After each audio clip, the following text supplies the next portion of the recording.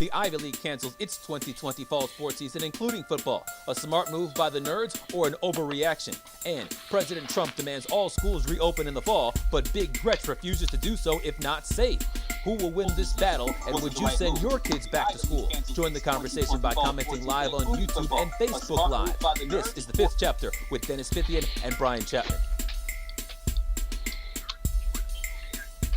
He represents the mitten by way of Penn State. When Chapman gets to talking sports, but people can't wait. He represents the mitten. Be a true EMU, but cut Dennis in the fall, and his veins bleeding blue. They got respect around the state. When that light turns red, so don't sleep on these dudes. Just invite your friends to cut your nap short and tip your cap for and sit back for the Fifth Chapter. Brian Chapman. Dennis Fithian. When they open their mouths, they spit in the facts, bro. This ain't even optional, man. You just have to tune into YouTube to watch the broadcast, or download it to your phone to peep the podcast. They mix laughter, they get after. It's all captured in the Fifth Chapter.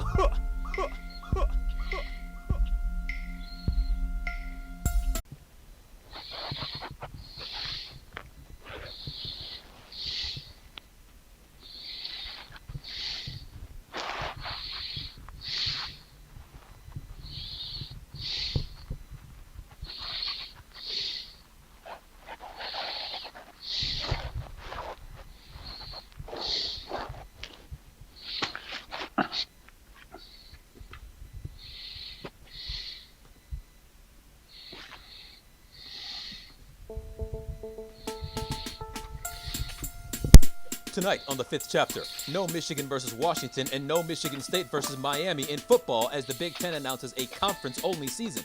Was it the right move? The Ivy League cancels its 2020 fall sports season, including football. A smart move by the nerds or an overreaction? And President Trump demands all schools reopen in the fall, but Big Gretch refuses to do so if not safe. Who will win this battle, and would you send your kids back to school? Join the conversation by commenting live on YouTube and Facebook Live. This is the Fifth Chapter with Dennis Fithian and Brian Chapman. He represents the mitten by way of Penn State. When Chapman gets to talking sports, but people can't wait. He represents the mitten. Be a true EMU, but cut Dennis in the fall, and his veins bleeding blue. They got respect around the state. When that light turns red, so don't sleep on these dudes. Just invite your friends to cut your nap short and tip your cap for and sit back for the Fifth Chapter. Brian Chapman. Dennis Fithian. When they open their mouths, they spit in the facts, bro. This ain't even optional, man. You just have to tune into YouTube to watch the broadcast, or download it to your phone to peep the podcast. They mix laughter, they get after. It's all captured in the Fifth Chapter. And welcome to the Fifth Chapter. I am Brian Chapman. Thank you guys for tuning in. He is Dennis Fithian, and Dennis is not budging, as you can see. Yeah, I look good though. Yeah, your beard has grown out completely. I don't know why you're not moving, but as you may have noticed, we did have a little bit of a technical issue to start the show. We'll see if we can get Dennis's video coming through live. I can see Dennis. I can see he's wearing a Detroit Tigers t-shirt, but none of you can. Want to thank all of you guys for tuning in to episode 18, and obviously if you're listening to this via podcast on Apple, Google, or Spotify, you have no idea what's going on and you think, hey, the show seems fine.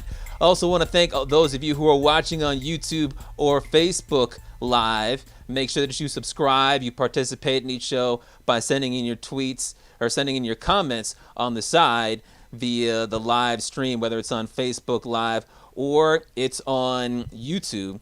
Let's now take a look at today's book, and you can see that in the second chapter, if I can pull it up for you guys, in the second chapter, the Ivy League cancels its football season for the fall, while Ohio State is stopping voluntary workouts. Now, that could be a big edge for everybody else in the Big Ten East, but the bigger question is the football season in jeopardy? In the third chapter, Jim Harbaugh says COVID-19 is part of our society.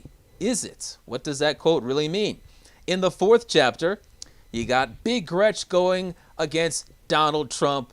Trump demanding schools reopen. Big Gretch says she won't do it unless it's safe. And then in the fifth chapter, it is story time.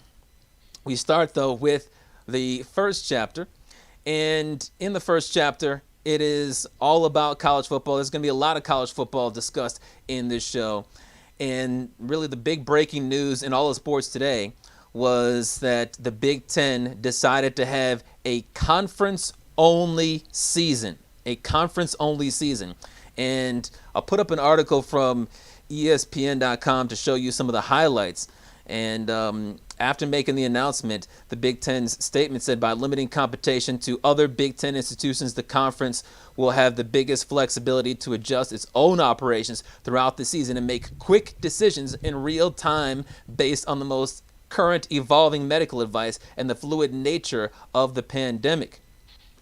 Then the article goes on to say, if college football can be played this fall, Big Ten presidents and athletic directors preferred the conference-only model, which will eliminate some long-distance travel and help ensure teams are being tested for the coronavirus universally.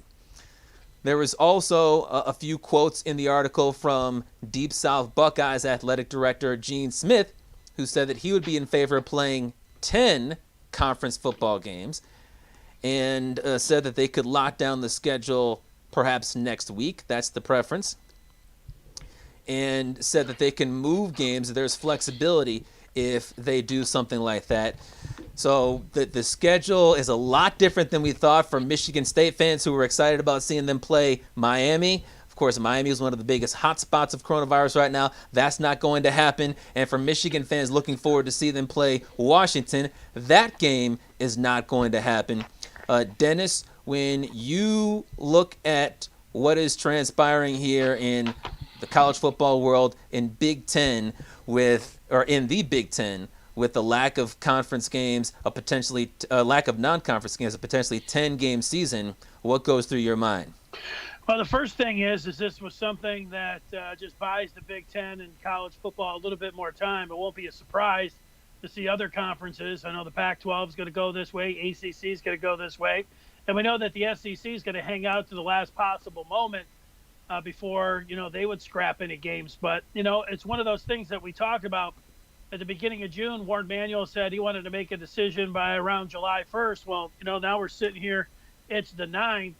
And as we talked about, if you eliminate those non-conference games, Michigan doesn't play their first game until they host Wisconsin on the 26th. You almost buy a full month. I was listening to Reese Davis from College Game Day yesterday in an interview, and he said if you'd have asked him 2 weeks ago about a college football season, he said he felt it was a 95% chance of it happening. Yesterday, he said he was at 70%. I bet that's dropped down a little bit, even in 24 hours for Reese Davis. But he talked about August as being the drop dead date where they're really going to have to make a decision. Now that they've bought themselves some more time, another 3 weeks, maybe they don't have to make a decision on an entire season until mid-August. And really, I think for a day or two we can cry about and whine about the missed games and what a playoff picture could look like, and college football, how the hell are they going to be able to pick 4 teams out of 5 conferences when none of them are playing intersectional games? And of course, it's a good point. College football in my lifetime, they've done a lot of ridiculous things: split championships, no playoffs, voting for things, backing, giving people a share of a national champion as a parting gift. But this one might take the cake. But you know what? Hopefully we do still have a season, and we can be arguing about what a Big Ten champion would look like against an SEC champion. Yeah, it'd be nice if we could at least have that. But this is something that was floated around a few weeks ago, and here on July 9th, I can't sit here and say that I'm surprised that it's been put into place. These schools can do whatever they want with the season, and they're going to do whatever they can to get a season because they want the entertainment. They certainly want the money. We know the Big Ten Network supplies its universities with a lot of money.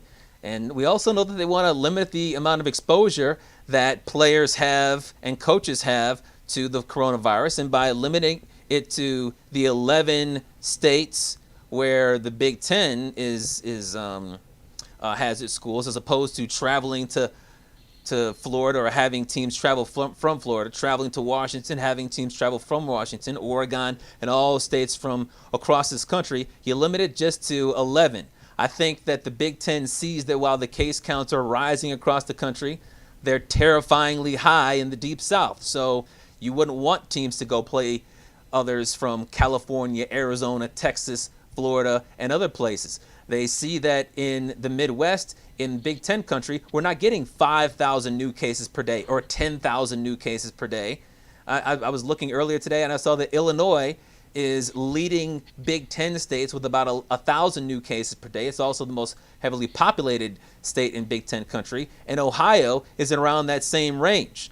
So if you can keep Michigan State from having to play Miami, which is a really big hotbed where they have 10,000 new cases a day, it's probably a good idea to do that. This is not, though, a foolproof solution because it's a solution based on the snapshot of July 9th. We've talked a lot in the 5th chapter about we don't know what's going to happen in the next month. We didn't think that we'd be here a month ago. What are things going to be like on August 9th? And if the numbers remain elevated, but not as high as they are in Texas and Florida, then this could work. This could work. If nothing changes, then this could work. Certainly, if we could build a big wall around the 11 Big Ten states and keep everybody in that is in and keep everybody out that is out, this could work. But we all know that's not going to happen. So this is just really a temporary plan until we see what's going to happen next.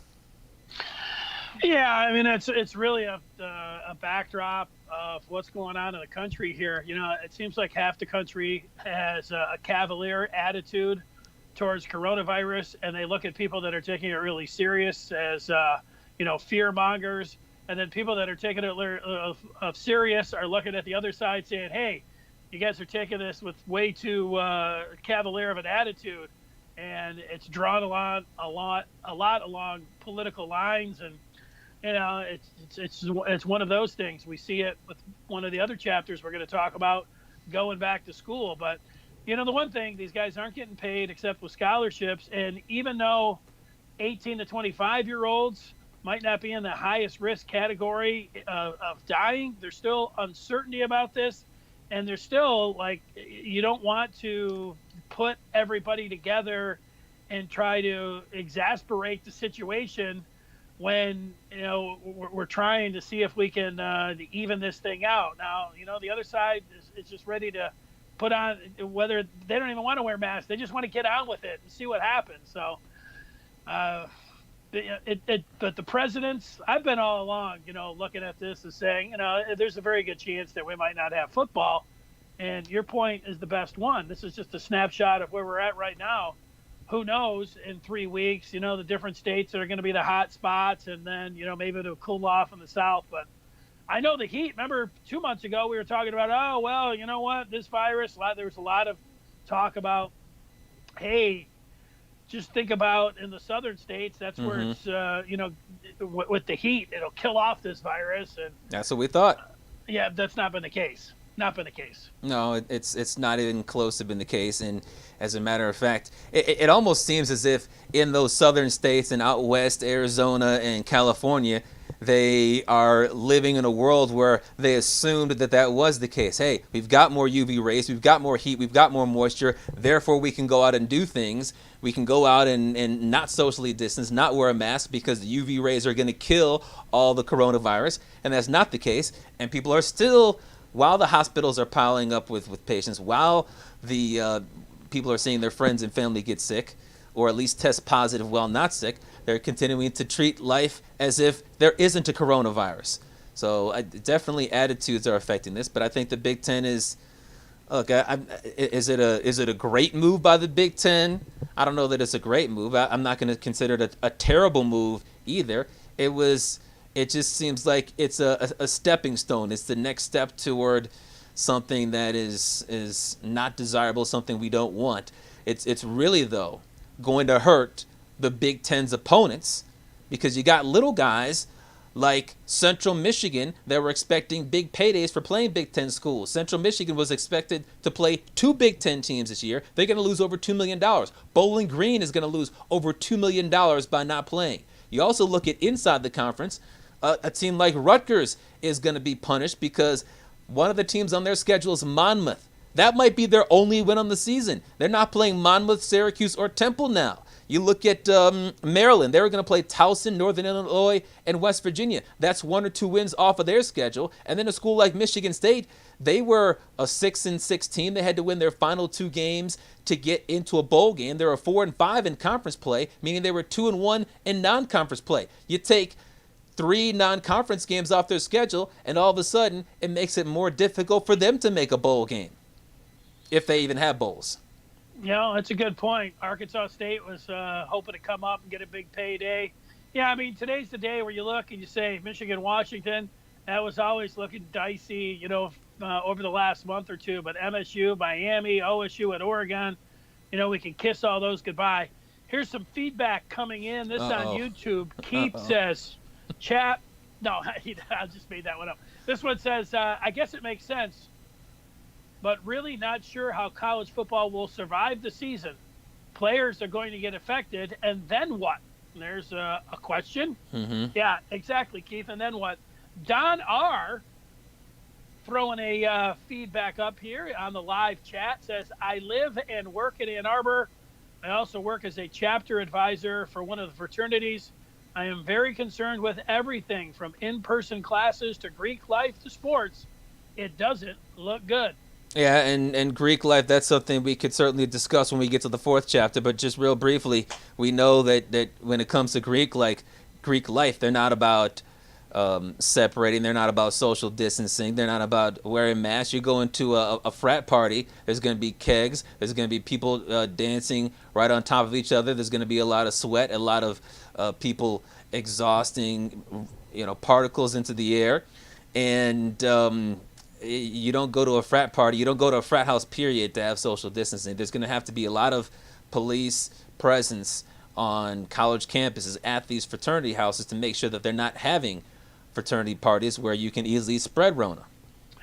Yeah, that doesn't sound realistic. Don also says what the universities are going to have to do is change the structure of their endowments, meaning that they can use that money for, there will be losses across the board.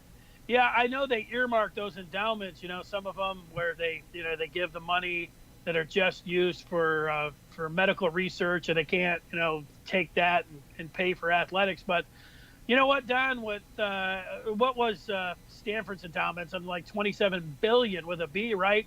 They might not be able to take some of that money and slide it over to athletics, but you'd think with $27 billion, you'd be able to, take out a loan against that $27 billion and be able to spread it out that way. So that's maybe something that they could do with that endowment. But, that's just that's a guess on my part. Yeah, I don't know what to do with billions and billions of dollars. I've never had billions of dollars, but it's all a mess right now. And the Big Ten is trying to find a way to get through it. And I think really the other thing that you have to consider is going to be a guarantee is that these other conferences are going to follow suit. They're going to say we're going to do a conference-only season because if you take the Big Ten off of your schedule, you look at the ACC, Miami has to decide what they're going to do. Either they can perhaps take one of those non-conference teams that was going to play a Big Ten school and schedule them as opposed to Michigan State, or the ACC can say, we're going to go with a 10-game slate. You look at the Pac-12, same thing. They're not going to have Michigan. They're not going to have Ohio State on the schedule because Ohio State was going to play Oregon. Michigan was going to play Washington. They can say, all right, we'll take one of those non-conference teams that was going to play a team like Michigan or Ohio State, give them a payday to come out here and lose, or they can say, we're going to go to a completely conference schedule. I think that we're going to end up with all schools going to a conference-only season.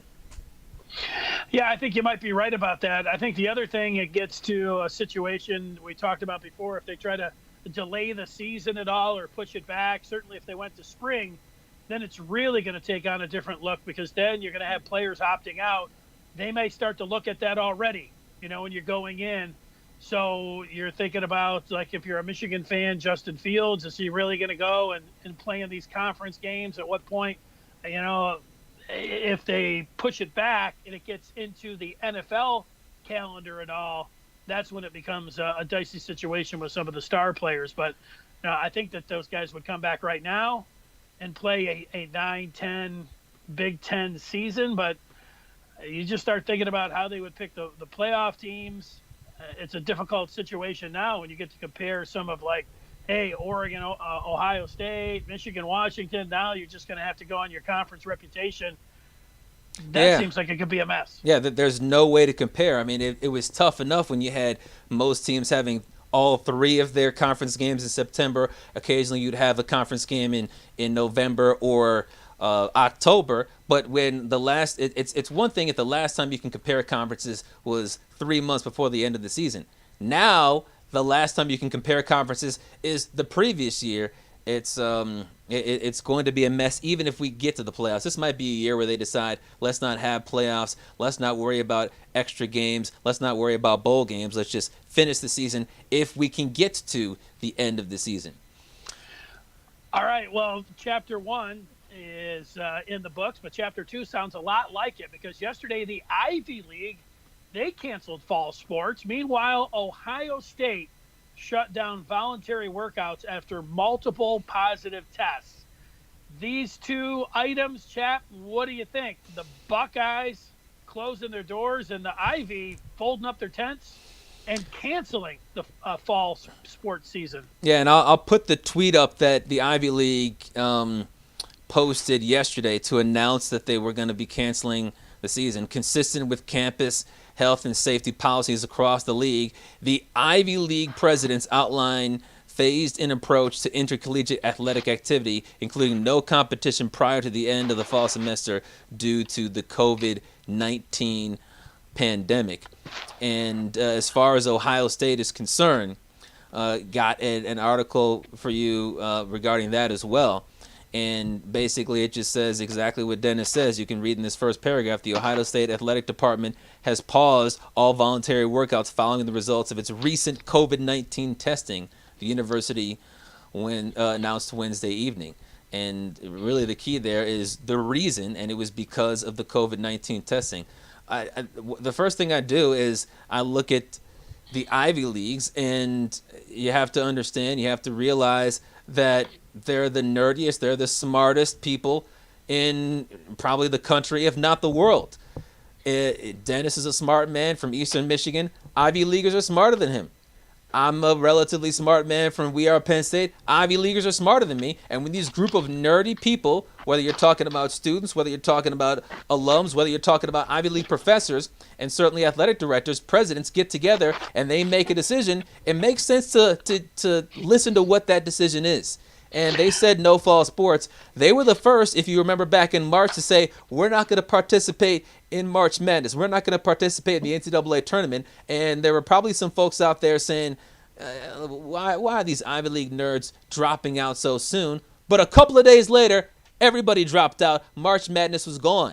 So it makes sense to sit here and say, well, wait a second. If the Ivy Leagues are dropping out of college football and all fall sports, then it wouldn't surprise me if the rest of us followed. And I would assume that while that might not be today, there's no reason for them to announce today that they won't have sports or college football or fall sports period. I expect that we'll have that in the next couple of months, an announcement that the NCAA is canceling sports. Well, it doesn't matter if you're digging in your heels and saying, we're not the Ivy League, we play by a different set of rules. You look at what they're doing, and the one part about the Ivy League, nobody across the country will really care if they don't play and they don't generate any money. So those are two things. They're doing this, it seems like, purely from a safety standpoint, which you could say is what everybody should be looking at, is the safety standpoint. And I think it's a very good point. However, if you're in the SEC and you have a lot of money at stake, it's just like the schools. Like we talk about, well, it's sports and it's all about money. A lot of it has to do with money.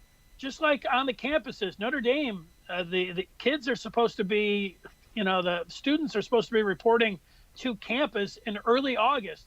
You have all of those dorm rooms. That generates an incredible amount of money for the university and for the local area, people that live in renting off campus and all of that.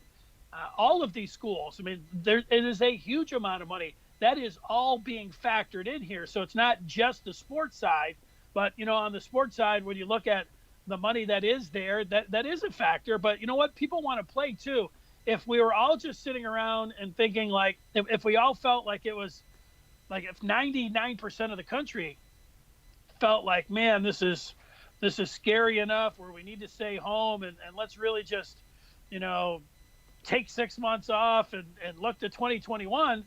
Well, then we could start moving forward. But that's not how the country's looking at it. Half of the country is blowing this off, and they're ready to get on with college football. They're looking at Ivy League as like, you see them. They're pulling up their covers over their head, and they're elitists, and they're not making any money. That's it. So, it's a mess. That part's a mess. Yeah, and then you look at the exact opposite end of the IQ spectrum, and you look at the Ohio State Buckeyes, and what are the illiterate folks down there doing? They're deciding to cancel voluntary workouts. One thing we know about Ohio State is that they're going to do whatever they can to win, certainly when it comes to cheating and giving extra money and benefits to players. And, Chase Young, was there an NCAA violation?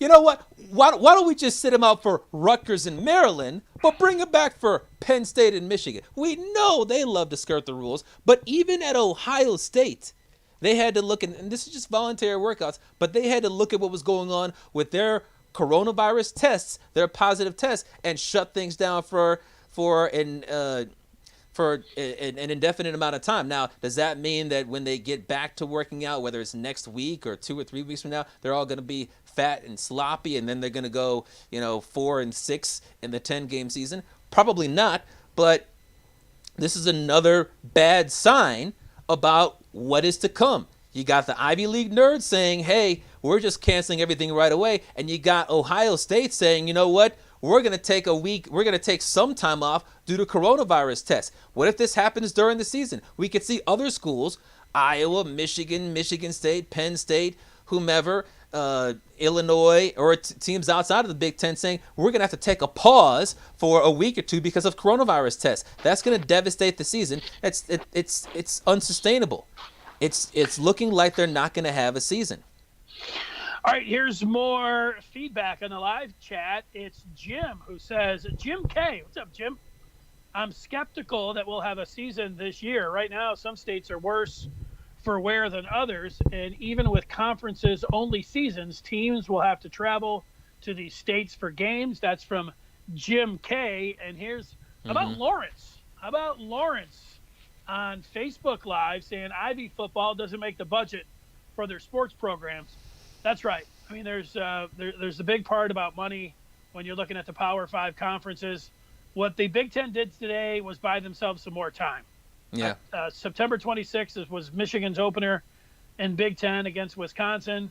So now, you're talking about buying yourself, 3 weeks where you got to report for fall camp like August 1st. If you're going to get ready to play football in September, now you don't have to be in there till the middle of August or maybe even the 21st of August. So that's how much time they've bought themselves. Now, when we look each night at the hot states and where the trends are, could in 2 or 3 weeks, there be a reversal of fortunes and we feel like, hey, maybe, things are looking up. It was just 2 weeks ago where there were tests were going up, but there were a lot of people that were looking at the data and saying, look, the hospitalizations are down, the death rates are down.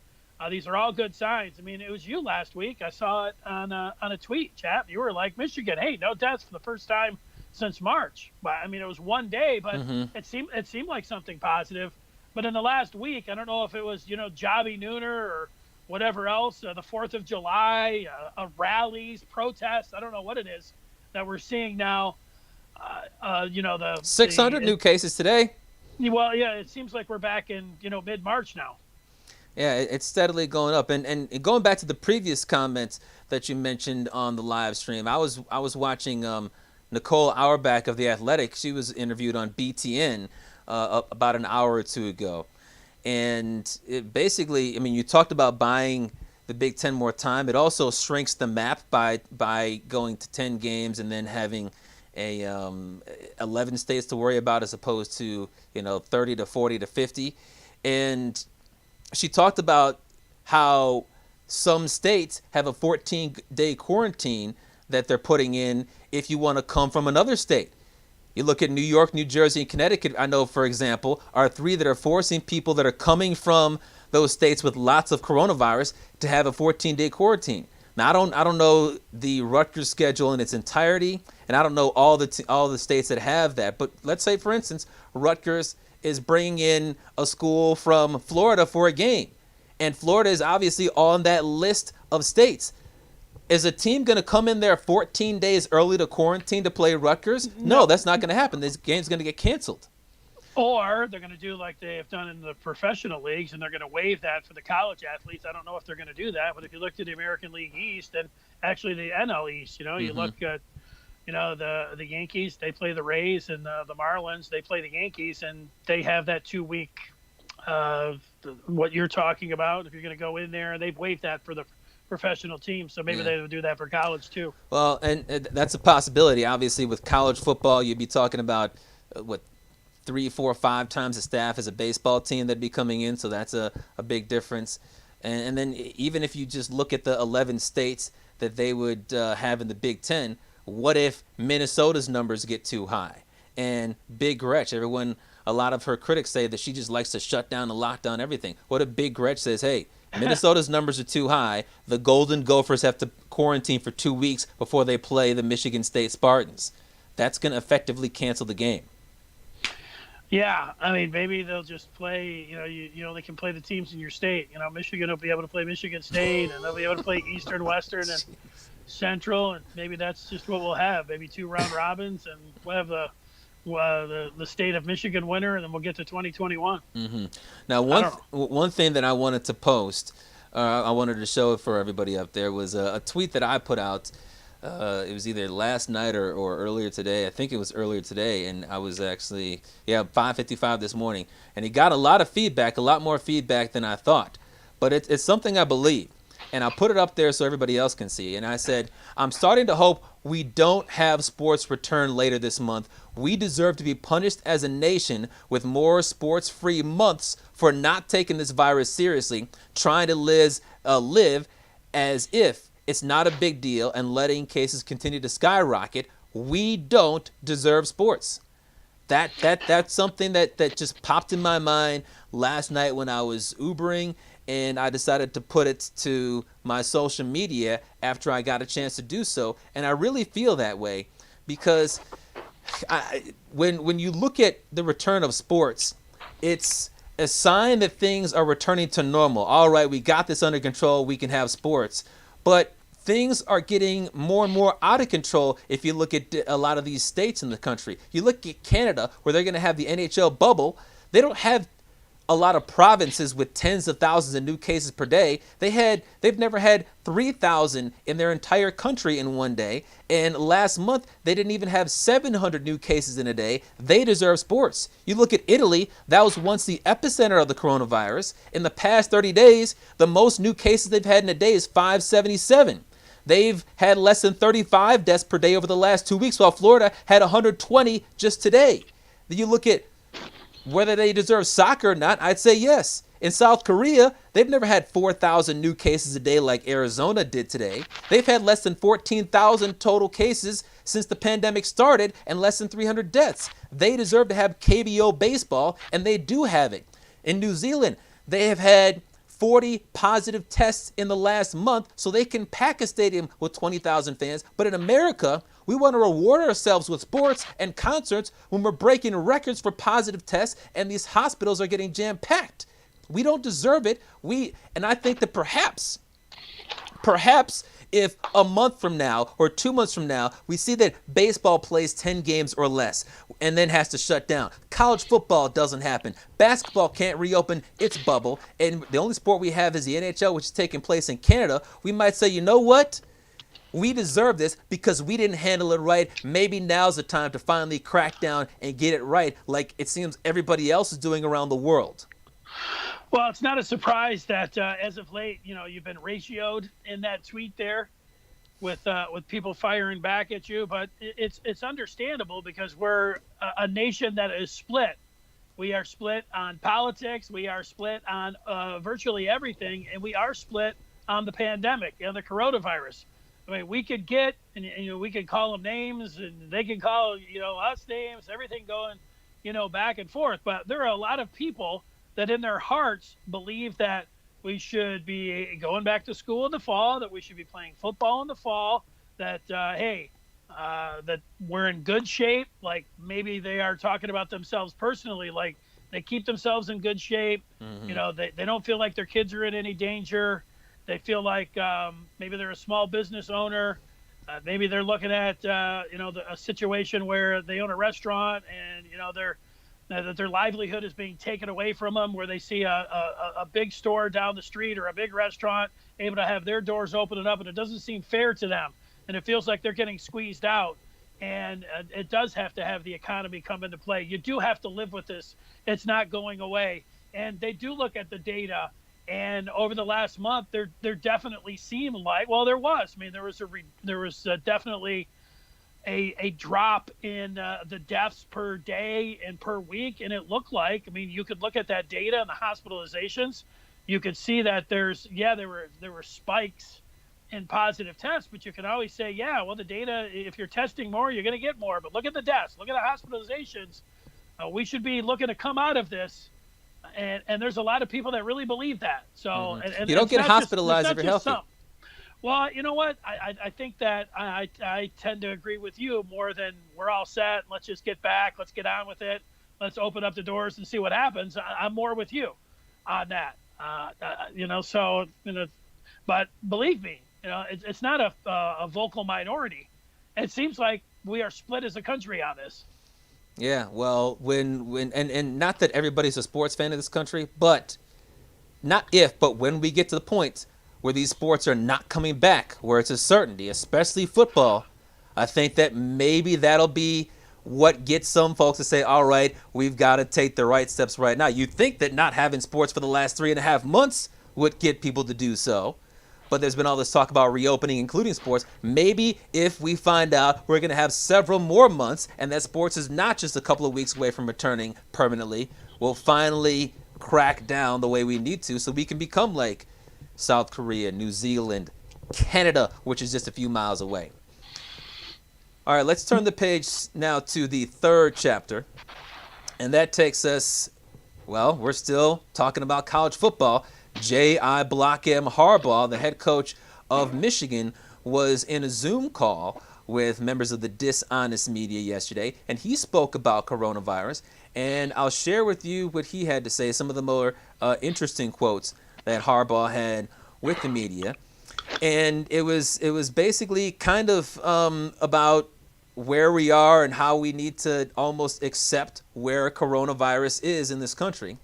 Here's an article from the Detroit Free Press, and it says, if it comes down to a point in time where you can say that we can't play, it's obvious, it's clear, then everybody would be reasonable and know that it was the right thing to do. And that was about, canceling the season. But then he says, COVID is part of our society. Wasn't caused by football or caused by sports. And there's no expert view right now that I'm aware of that sports is going to make that worse. It's part of our society. We're going to have to deal with it. It's kind of one of those mindsets that a lot of people are having right now, where it's like, hey, there's nothing we can do about it. We need to just accept it and make the best of it. Dennis, what do you think about the comments by your favorite college football coach, Jim Harbaugh, saying that COVID-19, quote, it's part of our society? Well, it's hard to argue with that. I mean, it's part of our everyday life here, so you have to look at it, And the one part that he got some blowback on yesterday, when people just pulled the part of the quote that said he hasn't seen an expert's view that football is going to make it worse, and people are like, "Oh, Jim just wants to play football. He's not even listening to the experts." But if you read through that whole thing, I mean, he said, "Look, if people that are in higher spots than me, deem it unsafe to play, he's going to respect that." But the part about, and it's like all these professional leagues and what we've been talking about here, I don't think we should expect any fans right now, and we might not, get any games, but they're going to try to go out there and play football and do the best they can safety wise. We know this is here. We know the virus moves slow by nature. It's going to be here in the fall. and they're going to try to do the best they can to go out there and put a football season out on the field. And to me, that's paraphrasing what he said. And I didn't see anything controversial there. And I would think that every college football coach in America would be in the same boat as Harbaugh there. That look, we're going to listen to our presidents. We're going to listen to the medical experts. We want to play. We're going to prepare. We're going to listen to them and do everything that they say to do to keep us the safest. But we want to play football. Yeah, I think there's really two ways to look at the quote, and one is to say, oh, Jim Harbaugh just wants to play and he's just excusing what's going on, and then there's the also, I guess you could say, the cold hard reality of the quote, and that is that COVID-19 is part of our society, and as far as no expert view saying that that football is going to make it worse, I mean, the experts are saying that the best way to not spread coronavirus is to have social distancing and not gather in large groups. And obviously, if you got 100 college football players getting together to practice, you're breaking whether it's a 10-person or 50-person or even 100-person maximum, because you have to add in coaches and trainers. So it is going to spread. And then so when you start talking about bringing in other teams from other states, that's not going to help either. But we as a country have decided that COVID-19 is going to be part of our society. It is, as a country, we've decided it's more painful to try to get our numbers down to where Canada's are or Italy's are. It's more painful to try to do that than it is to deal with the high hospitalization rates, high positive test rates from the asymptomatic. Let's just roll with it. So, yeah, he's right. I think it's a shame. It's disappointing, but it's the truth. I wish that we were in a position where COVID-19 wasn't a part of our society, because we would have sports like they have in Korea. We would have really no qualms about not just having sports back, but putting some fans in the seats, whether you're talking about 10% capacity, 50% capacity, or 100% capacity like we have, or like they have in New Zealand. But right now, we're instead of trying to make the best situation, we're trying to make the best of a bad situation, no matter how bad it gets. Yeah, well, Chap, the theme today, even though this is a Detroit sports show on YouTube and on Facebook Live, we have talked politics, and we've talked a lot about the coronavirus. And as we take a turn to the fourth chapter... Well, and let me just say, it's a shame. It's a shame that that's the way it has to be, but politics and the virus is ruining sports. If we didn't have to deal with politics and the virus, then it'd be a whole lot easier to do an all-sports show. We can't just ignore it, because everything, it seems like, starts and stops with the virus. Right. If we didn't talk about the pandemic or politics, can you imagine, like, well, let's just talk about the slate, anyways. You got to include them. So that does take us to the preview that chapter. Tigers-Reds series to open up the season. Hey, Torquette went out the other day. So the president of the United States just yesterday said that he wanted all of the governors to open school up, K through 12. That's kindergarten through your senior year in high school in the fall. So the question here is, now you got the presidents and the governors all mixed up back in here, school opening up in the fall. Would you send your kid back to school in September? You're going to put Brian Jr. on the bus with a little bag of with a little sandwich and a brown bag, tap him on the shoulder with his little Penn State jersey and say, see you later, kid. See you when you get home. Well, but before I give you that answer, I want to share with you guys exactly what President Trump said. And it's shared in this tweet that we have right here from Josh Marshall. But here is what Trump said to a crowd actually not yesterday, I think it was earlier today. Those at lower risk, such as young and healthy children in many cases. The immune system is so powerful, so strong. But the young and the healthy to safely return to work and to school. We have to open our schools. Open our schools. Stop this nonsense. We open our schools. Germany, Norway, so many countries right now They're open. The schools are open, and they're doing just fine, and they're opening in the fall. So we have to get our schools open. Denmark, Sweden. We have to get our schools open and stop this political nonsense. And so, yeah, I think he said about 7 times we have to get our schools open. And look, I think that it's important to look to see what they're doing in other countries. They are opening the schools, just as President Trump mentioned. But why are they in a position to open up those schools? Is it just because the presidents or the kings or the dictators or whatever said open and the rest of society said yes? Perhaps that is the case. But the big reason is because their coronavirus numbers are a lot lower. Their death tolls are a lot lower.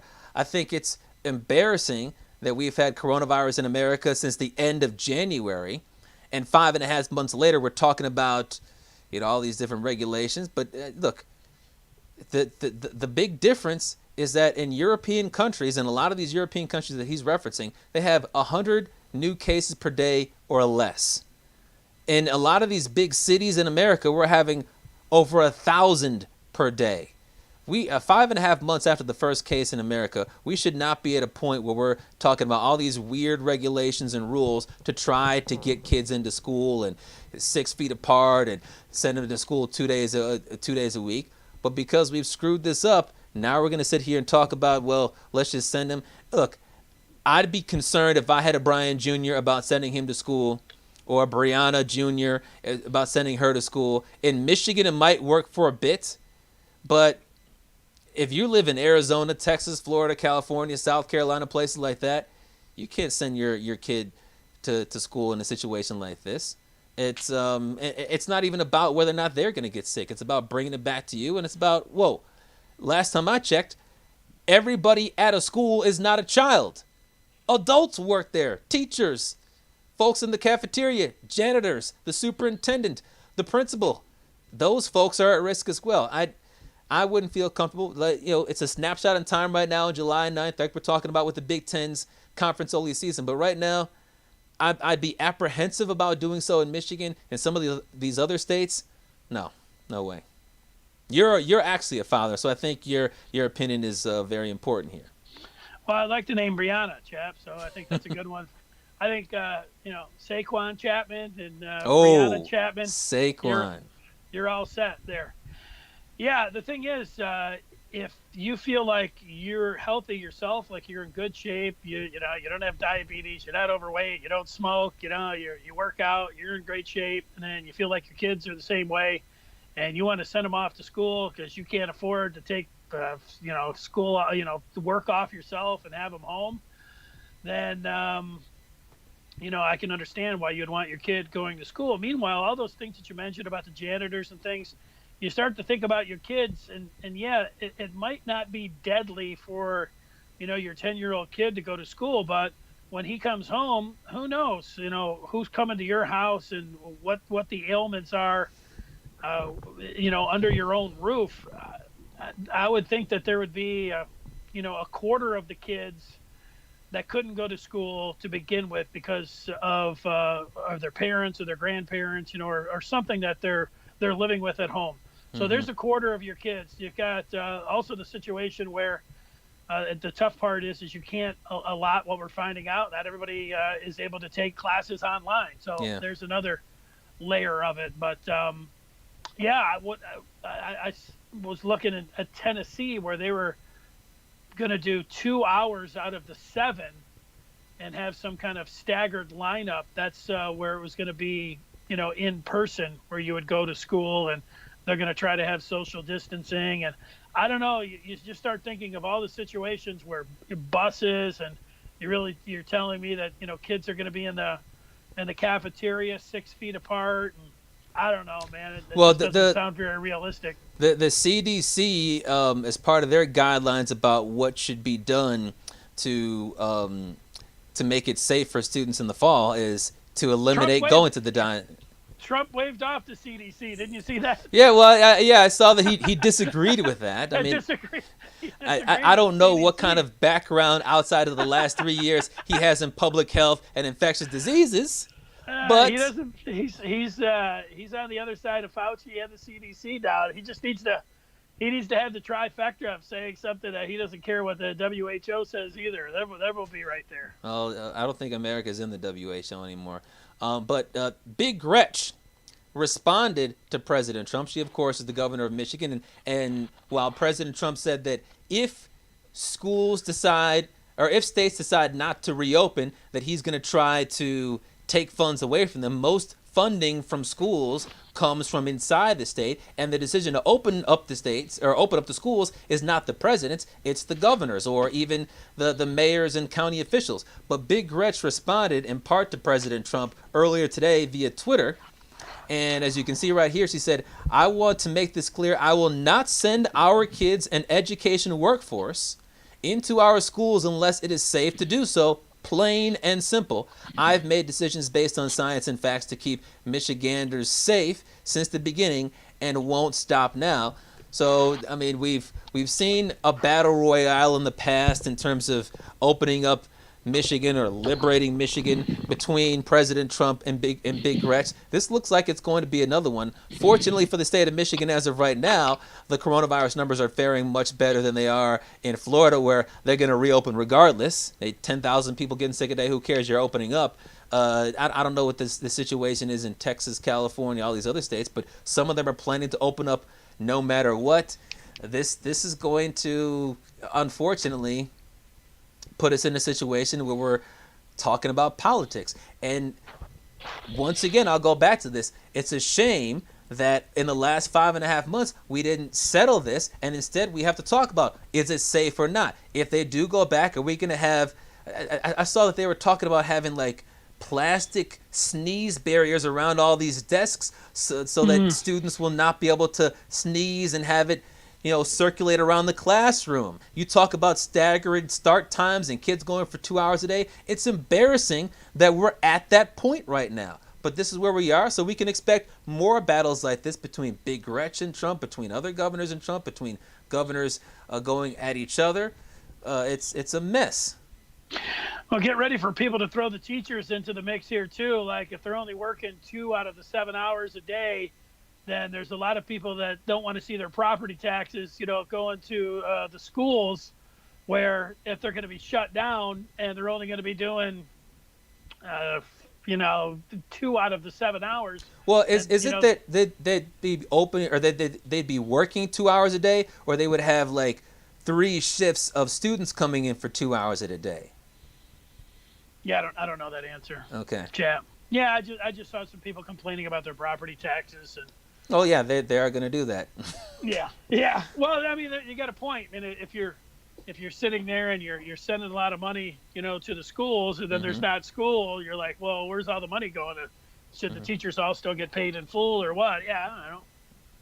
Interesting question. Yeah, and we'll need that for a chapter in August if they cancel everything. Oh yeah, we'll have time for it. That's for certain.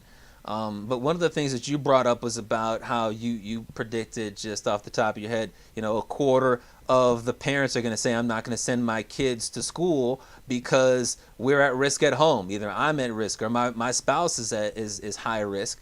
And that's critical, because if you do have one of those things, I mean, are you going to sit around with your diabetes and once your kid comes home every day say, all right, go to quarantine?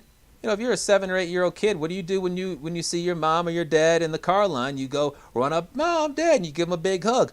If they've been to school around a bunch of other nasty coronavirus kids, you're going to say, no, don't touch me. And this is not just a one-day thing. They're going to be going to school maybe 5 days a week, maybe 2 days a week. And if you have to do a 14-day quarantine every time they go to school, then you're basically going to be quarantining and separating yourself physically from your child for the entirety of the school year. That would be traumatizing for a family, to have a kid be separated from its parents for the entire school year. And then on top of that, go ahead. No, I was gonna. You're right. A lot of families have their grandparents living with them too. I mean, what are you going to do about that? There's all kinds of situations like that. Seems like it would at least be a quarter of the kids that would have a situation at home where they would not want to be going into a situation where there would be large gatherings. So And especially in minority homes, you have 2 or 3 generations living in the same house with grandma, grandpa, abuelo, whatever. They don't have the opportunity to send somebody to a nursing home or to another house. And the other thing I was thinking about is think about how traumatic it would be for a 10-year-old child if she's going to school every day and then she finds out that, Mr. So-and-so or Mrs. So-and-so, her homeroom teacher gets sick with coronavirus. And then the teacher dies from coronavirus. If you're a 10-year-old little girl and you find out that your teacher got killed because of coronavirus, you're going to be devastated. And then if you find out that you tested positive, and maybe your parents would just not tell you so that there wouldn't be any guilt. But if you found out that you did have coronavirus, you might think, oh crap, 10-year-old little girl or 10-year-old little boy might have inadvertently killed my favorite teacher. How devastating would that be for a child? Yeah, exactly. So a quarter of the kids, you can think about, their situation at home, and then about a quarter of the staff. You mentioned the janitors and, the teachers. I got to believe that about 25% of them would put themselves in a high-risk situation, whether it be health or age. Yeah. So, that's a lot. What are you going to do? If you're a teacher over 60, you're going to roll the dice and say, I'm still coming in, or are you retiring? You're a little bit overweight. I mean, you're going in. Should you? I mean, those are things. I know Joe West, Cowboy Joe West, taking it to baseball, he didn't seem really concerned about anything. He's going to get over there and call balls and strikes. But you know what? We know Cowboy Joe West has made a lot of lapses in judgment on the baseball field. Here seems like another one off the field. Yep. We got any feedback before we get to the 5th chapter? And by the way, I want to thank everybody who is putting up with our technical difficulties today, looking at Dennis Fith. He has not budged the entire show with that stern look on his face. Yeah, people like the look that I'm just sitting there. They think that I would be a good. What do they have when you have the little the ventriloquist, right? That's what it is. They think you could be a ventriloquist. Look at you. You hear me talking, but you can't even see my lips move. Yep, that's right. We do have a lot of feedback, but I'll just go. Here's one on Pence. Here's one on Trump. Here's another one on the president. Here's one on Cuomo. Yeah, some name calling. Some funding, lying, CDC guidelines, things. Trump only cares about himself. Those kind of things. All right. Well, we don't want to get too political in terms of the partisan sniping. If you want to talk about how it's affecting sports and things like that, that's one thing. But in terms of partisan sniping and getting talking points out there, we don't need any of that. You've got your MSNBC, you got your Fox News for that. Let's though turn to the 5th chapter. And the 5th chapter on Thursdays is, of course, dedicated to story time. It's an opportunity for us to share what's going on in our lives. I, of course, have another ride-sharing story for you. But first, it's the man, the Fith, the legend, Dennis Fithian. Yeah, for me, I'm going to take you to how I've been dealing with this heat. It's been amazing. These last couple of days, heat advisories, trying to be outside after 10 o'clock. You go out there, you're like, nope, right back inside into the air conditioning. But I've tried over this last week, and I've been pretty successful. Thought, okay, if I'm really going to go out and try to get some exercise in, I got to get up before 9 o'clock. I got to get up before 8 o'clock. So between 5:30 and 6:20 for this past week, I've been getting up and hitting the park at that time. And it's still at 65 by the time it gets to be about 7:30. It's like, woo, man, you come back, that air conditioning feels so good. Today it was a little bit longer, but I'm telling you, man, I don't, if it was like this for too much longer, I don't know how much I could handle it. I'm out there at 7:30 and the sun's just coming over the trees and it's hit my face, and I'm like, this is too hot. My dog only wants to go a quarter of a mile. I got to take him home and go back. So that's what I've been doing.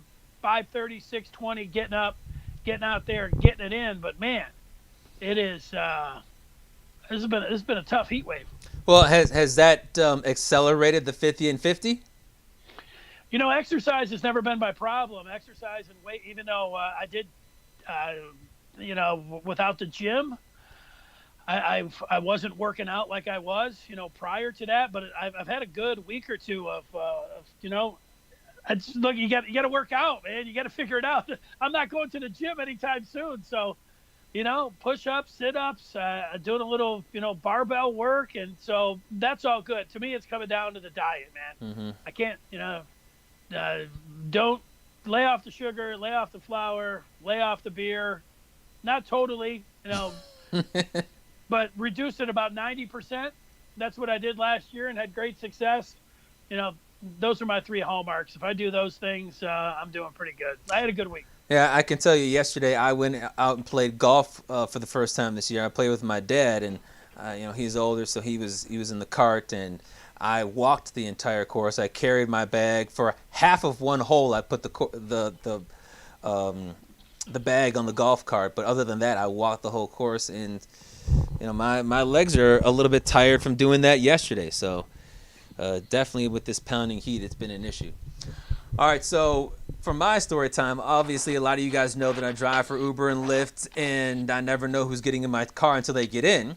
And one thing I learned pretty early as a driver is that it's fairly common for someone to request a ride for someone else. You can request a ride for a friend, a significant other, boyfriend, girlfriend, parent, an employee, whatever. So a few days ago, at about 11 or 11:30, I was on my way to pick up someone on 8 Mile, and when I was about 5 minutes away, the rider called me and said, "Hey, this is Bill. Just wanted to let you know you're coming to pick up my girl from the Baymont Hotel in Ferndale, and you'll be taking her to meet me at this other motel in Warren." I was like, okay, and that was that. And he said I was picking up his girl, so I figured I'd be picking up his girlfriend, and that they were going to meet at this motel. Maybe she was getting off of work. She was working the front desk at the motel. When I got to the motel, the Baymont, and if you're familiar with it, it's in Ferndale, but it's right across the street from Detroit on 8 Mile. When I got there, I knew what was going on, because I pull up to the lobby, and this woman walks up, and she says, "Are you the Uber?" And first of all, this woman may have looked decent a couple of years ago, but she was hideous when she walked up to my car. She was a white woman with average build, but she had all these dark spots that were all up on her forearm, big black spots all on her forearm. And I didn't ask how she got them, because I knew that they were track marks. And I knew that this woman was not Bill's girlfriend. It was his hoe. It was his hooker. It was his prostitute. Second of all, you can't just go up to an Uber and say, "Are you the Uber?" because Uber is vague. There are lots of people that want Ubers. You have to identify yourself, and you can do so either with the name on the account and say, "Is this for Bill?" Or you can say, "Hey, are you Brian?" because you can identify the driver. But she didn't do that. She said, "Are you Uber?" She was on the phone with Bill at the time. So I said that I need to know your name, or I need to know the name on the account. And she was asking Bill, like, "What's the name? What's the name? What's the name?" Obviously, if it's the girlfriend or if it's the wife, she would know Bill's name. But she got the name, and then she got in the car. It was about a 10-minute drive to where we were going. And I mean, she was just not in a good mood. She wanted to desperately get off the phone with this guy. She kept on saying, "I'll be there in a few minutes. My phone's about to die." And she got her. She was disgusted. She was worn out. I offered her a bottle of water. She said it was a long day. I didn't directly say, "Are you a prostitute?" because I knew what was going on. But the conversation we had made it clear I knew what was going on, and she knew what was going on. She didn't say anything at first, but 2 minutes into the ride, she had to say something, because the ride got canceled, which is not supposed to happen. You can't cancel a ride after it's begun. And so she called him and said, "Hey, what's going on? You canceled the ride. You need to pay this gentleman in cash when he gets here, or else I'm not going to get a ride. He's going to drop me off right here." I didn't say that, but I liked her sticking up for me. And he said, "Okay, I'll give you cash." And he kept on talking, and she was like, I got to go. I can't have these long conversations with you. And she was just disgusted again. And I was like, "He's not your favorite, is he?" And she just said no, and he always wants to talk. But then she said she hoped that it didn't take long, because she had to go see another guy after she was done with Bill. And I was just thinking, man, she's just jumping from one joystick to another. It's at least 3 in a row, because she's got the one of the Baymont. She's going to see Bill, and she's going to see another guy. And when we get to the motel, she called Bill and said, you got to come down here to give this man cash. And I just made up a number. It was a nice number for him to give me some money. And he had this big wad of cash.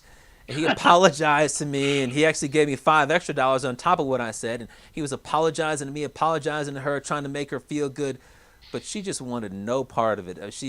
Her head was down, and she just seemed sad and pissed off that she had to do whatever she was going to do with his joystick. And she just had this annoying client. But the biggest takeaway that I had was just how desperate some people are for a prostitute. Because, I mean, have you ever purchased a prostitute? No. I haven't either. But I'll tell you this. If I was going to get a prostitute, she'd be the most beautiful and the cleanest looking woman I could get, because I'm paying my hard-earned money for some illegal sex. I want it to be like a dream come true.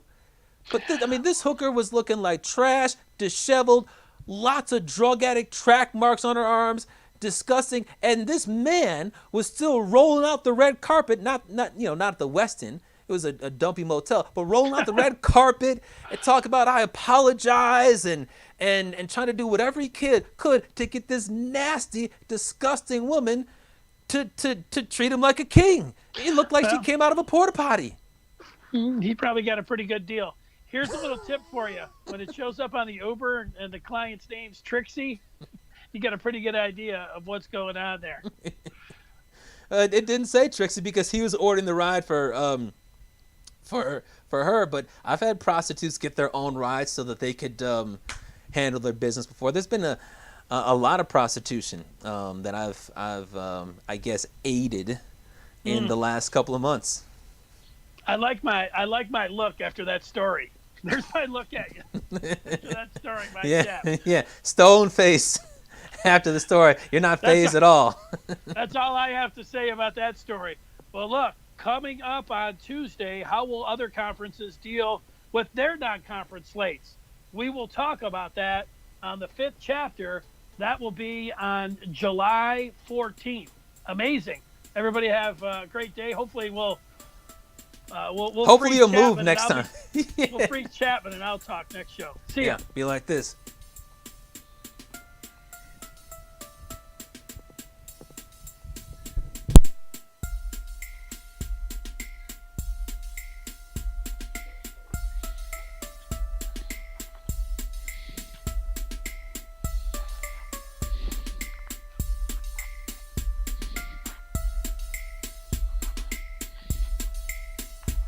He represents the mitten by way of Penn State. When Chapman gets to talking sports, the people can't wait. He represents the mitten. Be a true EMU, but cut Dennis in the fall, and his veins bleeding blue. They got respect around the state. When that light turns red, so don't sleep on these dudes. Just invite your friends to cut your nap short and tip your cap for and sit back for the Fith chapter. Brian Chapman. Dennis Fithian. When they open their mouths, they spit in the facts, bro. This ain't even optional, man. You just have to tune into YouTube to watch the broadcast or download it to your phone to peep the podcast. They mix laughter, they get after. It's all captured in the Fith chapter.